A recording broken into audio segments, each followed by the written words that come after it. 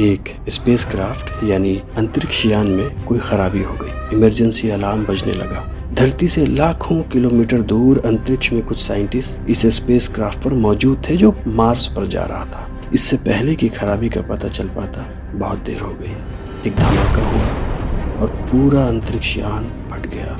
उस धमाके में सिर्फ एक साइंटिस्ट अपनी जान बचाकर निकल सका, जिसका नाम था प्रोफेसर भौमिक। प्रोफेसर भौमिक ने अपनी जान तो बचा ली, लेकिन वो अंतरिक्ष में ही अटक कर रह गए, क्योंकि वो एक रेंजर में थे। रेंजर किसी अंतरिक्ष यान में उस लाइफ बोट की तरह होता है जो किसी बड़े से जहाज पर मौजूद होता है, ताकि जब बड़ी जहाज डूबने लगे तो लाइफ बोट पर चढ़कर लोग अपनी जान बचा सकें। लेकिन लाइफ बोट की तरह ये रेंजर भी इतना ही छोटा था कि प्रोफेसर भौमिक ना ही धरती पर वापस आ सकते थे और ना ही इस रेंजर से मदद के लिए धरती पर कोई संदेश भेज सकते थे। एक हफ्ता गुजर गया और प्रोफेसर भौमिक लाखों किलोमीटर दूर अंतरिक्ष में ही भटकते रहे।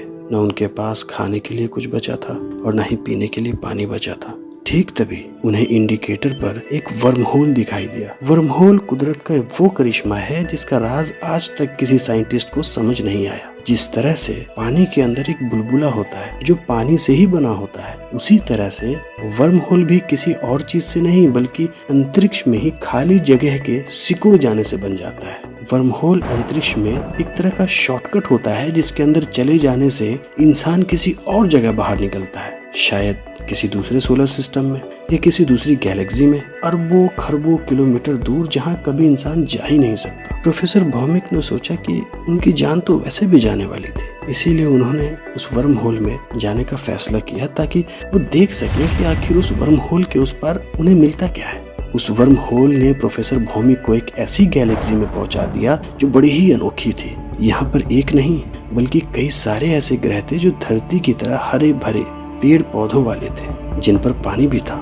इनमें से हर एक ग्रह पर इंसान आसानी से अपनी दुनिया बसा सकता था। प्रोफेसर भौमिक इनमें से ही किसी एक ग्रह पर उतरे, लेकिन उस ग्रह पर कोई था ही नहीं। वहाँ पर सिर्फ बड़ी बड़ी बिल्डिंगें थी, हाईवेज थे, फैक्ट्रीज थी और ये सारी चीजें बहुत ही एडवांस जमाने की लग रही थी। ठीक तभी एक रोबोट उन्हें दूर से आता दिखाई दिया। उस बड़े से रोबोट ने प्रोफेसर भौमिक को बताया कि इस ग्रह पर भी कभी इंसान रहा करते थे, जिन्होंने साइंस में इतनी तरक्की कर ली थी कि अब कुछ करने के लिए बचा ही नहीं था। यहाँ तक कि इस ग्रह के लोगों ने मरे हुए इंसानों में जान डालना भी सीख लिया था, बीते हुए वक्त में जाना भी सीख लिया था। लेकिन एक दिन न जाने क्या कयामत आई कि सारे इंसान अपने आप ही खत्म हो गए। अब बस इस ग्रह पर मशीनें और रोबोट ही बचे थे। प्रोफेसर भौमिक उस ग्रह पर रहने लगे। वहाँ की सारी टेक्नोलॉजी उन्हें समझ आने लगी। प्रोफेसर भौमिक ने उस ग्रह से धरती पर संदेश भेजना शुरू किया कि वो वहाँ जाकर फंस चुके हैं। अगर कोई उन्हें वापस ले जाने के लिए आता है तो वो धरती पर वापस आकर ऐसी कई सारी टेक्नोलॉजी के बारे में इंसानों को बता सकते हैं जो इजाद करने में अभी इंसानों को कई साल लग जाएंगे। लेकिन धरती के साइंटिस्ट्स को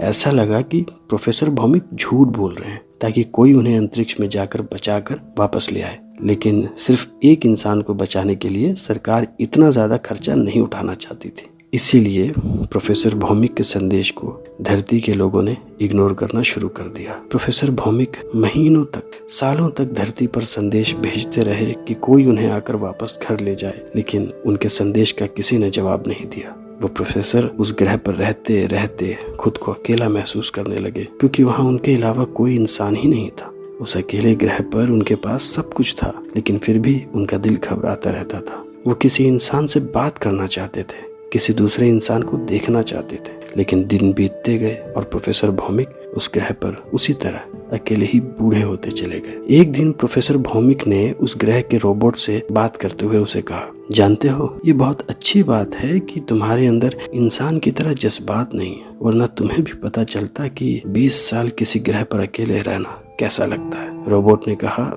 आपने सही कहा प्रोफेसर, लेकिन आपने इन 20 सालों में अकेले रहकर क्या समझा? प्रोफेसर ने कहा, यही कि इंसान बड़ा मतलबी है दोस्त। उन्होंने मुझे अकेला इसीलिए छोड़ दिया क्योंकि एक इंसान को बचाने के लिए वो इतना पैसा खर्च नहीं करना चाहते थे। अगर मेरा बस चलता तो इंसानों के अंदर से ये मतलब परस्ती निकाल कर फेंक देता लेकिन ऐसा मुमकिन नहीं है। इंसान तो हमेशा मतलबी ही रहेगा। इस बात पर उस रोबोट ने कहा, ऐसा नहीं है प्रोफेसर, अगर आप चाहें तो इंसान के डीएनए सीक्वेंस में थोड़ा बहुत बदलाव लाकर उन्हें ऐसा बना सकते हैं कि वो अपने से पहले दूसरों के बारे में सोचने लगे। ये सुनकर प्रोफेसर हैरान हो गए।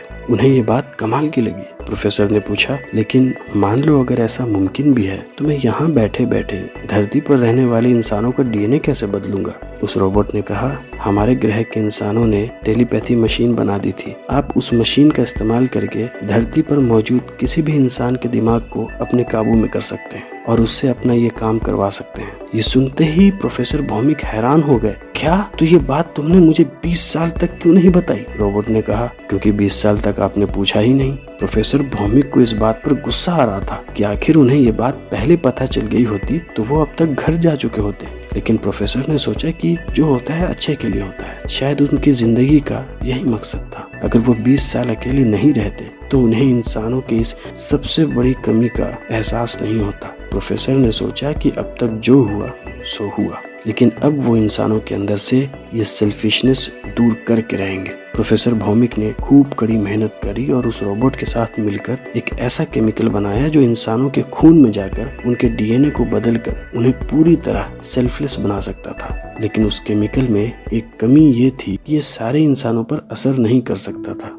ये केमिकल बस उन लोगों को बदल सकता था जिनका ब्लड ग्रुप बी पॉजिटिव और ओ पॉजिटिव था। लेकिन प्रोफेसर भौमिक को किसी भी हाल में इंसानों की प्रजाति से मतलब परस्ती निकाल फेंकनी थी। इसलिए प्रोफेसर भौमिक ने एक बहुत बड़ा फैसला किया। प्रोफेसर ने यह तय कर लिया कि वो दुनिया पर मौजूद हर उस इंसान को खत्म कर देंगे जिसका ब्लड ग्रुप बी पॉजिटिव या ओ पॉजिटिव नहीं होगा। उस ग्रह के रोबोट ने मशीन होते हुए भी प्रोफेसर भौमिक को बताया कि मानव जाति के खिलाफ ये बहुत बड़ा अन्याय होगा। लेकिन प्रोफेसर को ये यकीन था कि वो इंसानियत का बहुत बड़ा भला करने जा रहे हैं। प्रोफेसर भौमिक ने टेलीपैथी की मशीन का इस्तेमाल करके धरती के कुछ ब्रिलियंट साइंटिस्ट का दिमाग अपने वश में कर लिया और उनसे दिन रात काम करवाकर एक बहुत बड़ा रोबोट बनवाया जिस पर दुनिया का कोई भी हथियार असर नहीं कर सकता था।